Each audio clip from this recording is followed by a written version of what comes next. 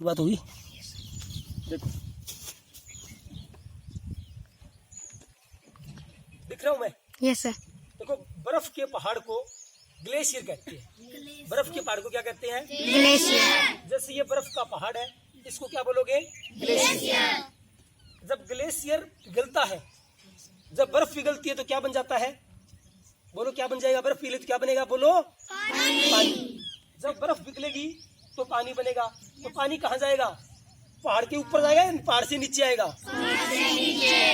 जब पहाड़ से नीचे आएगा, जब पानी की कोई बड़ी धारा होगी जहाँ से वो पानी ज्यादा बह रहा है, तो उसको कहते हैं नदी का उद्गम स्थल। क्या कहते हैं? जैसे वो बर्फ का पहाड़ पिघला, उसमें से कुछ धारा इधर से बह रही है, कुछ इधर से बह रही है, लेकिन एक मोटी बड़ी धारा जहाँ से बह रही है, जैसे यहाँ से बह रही है, तो इस जगह को क्या कहेंगे? बोलो नदी का उद्गम स्थल। जैसे गंगा, गंगा का उद्गम स्थल है गंगोत्री। क्या है? जैसे यहाँ से है गोमुख भी कहते हैं, उसे क्या कहते हैं? गोमुख। यहाँ से निकल करके पानी नीचे आया, ठीक है, इसको कहेंगे नदी का उद्गम स्थल। नदी जहाँ से पैदा होती है, अर्थात नदी की तुलना एक बेटी से कर सकते हैं, अर्थात पिता का घर। नदी का पिता ये पहाड़, यहाँ से ये पैदा हुई है, यहाँ से ये निकली है और नीचे आई। जब नीचे आती है तो यहाँ पर पहाड़ी कुछ ऐसी जगह होती है जहाँ पे नदी का पानी पहाड़ के नीचे गायब हो जाता है, पत्थरों के नीचे गायब हो जाता है। ये जो इलाका जहाँ पे ये जो धारा थी वो पहाड़ के नीचे, पत्थरों के नीचे गायब हो गई, वो क्षेत्र, वो जगह, तो उस जगह को कहते हैं, क्या कहते हैं? बोलो भाबर। क्या कहते हैं? भाबर। अर्थात यहाँ पे किसी को नहीं लगता कि नदी बह रही है, ये इलाका गायब हो जाती है नदी यहाँ पे। फिर नदी गायब होने के बाद में फिर प्रकट होती है, जहाँ पर प्रकट होती है उस इलाके को कहते हैं तराई प्रदेश। क्या कहते हैं?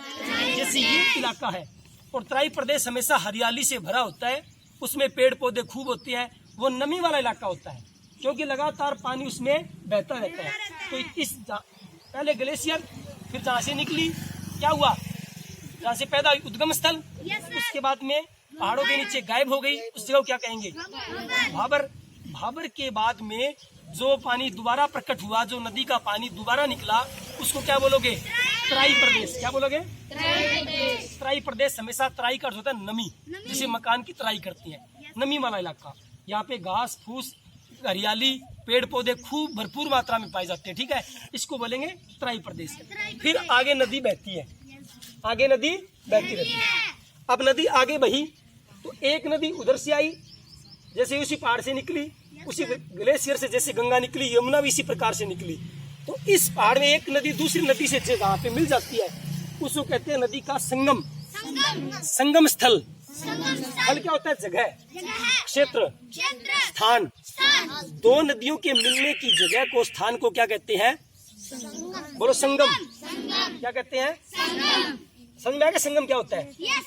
अब नदी का पानी आगे बह रहा है और बरसात भी खूब होने लगी है, तो नदी का पानी जब और पानी उसमें आएगा, जैसे 1 लीटर पानी में 1 लीटर और डाल दोगे बोतल में, तो वो पानी बाहर बहेगा नहीं बहेगा? तो नदी का पानी नदी के किनारों को तोड़ के आसपास के इलाकों में बहता रहता है, तो उस जगह को क्या कहते हैं?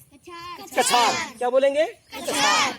तो ये इलाका, जैसे ये नदी बह रही है, यहाँ पे पानी फैल जाता है हर साल, तो उसको क्या कहेंगे? बोलो कछार। क्या कहेंगे? कछार। उसके बाद में नदी क्या है? आगे बह रही है, बह रही है, बह रही है। संगम बता दिया आपको।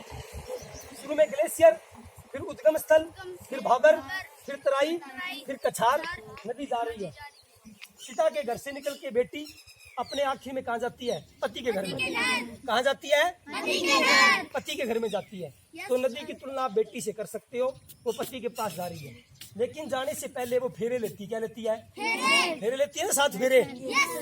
तो नदी क्या है? नदी का बहाव धीरे धीरे धीरे धीरे कम हो जाता है। जब नदी का बहाव कम हो जाता है तो जैसे हाथ है, ये एक धारा है, और बाद में जैसे 5 उंगलियां है, इस प्रकार की संरचना बनाती है आगे जाके, क्योंकि नदी का पानी समुद्र में मिलने से पहले शांत हो जाता है, स्थिर हो जाता है, उसका बहाव कम हो जाता है। इधर देखो सारे, जब बहाव कम होगा तो वो आसपास के इलाकों के अंदर साथ नदी के साथ जो गाद थी, मिट्टी थी, कीचड़ थी, वो स्थिर हो जाएगा। क्या हो जाएगा? और वो धीरे धीरे धीरे धीरे उसका आकार ऊंचा होता जाएगा।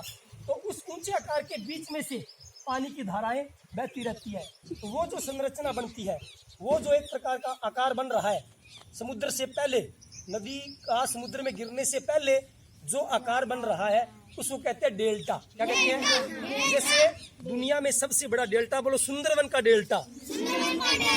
और आखिर में फेरे लेने के बाद में, अर्थात ऐसी संरचना बनने के बाद में बेटी अपने कहाँ चली जाती है? पिता के घर से निकल के पति के घर में चली जाती है, उसके साथ रहती है और समुद्र में समा जाती है। समझ में आ गया?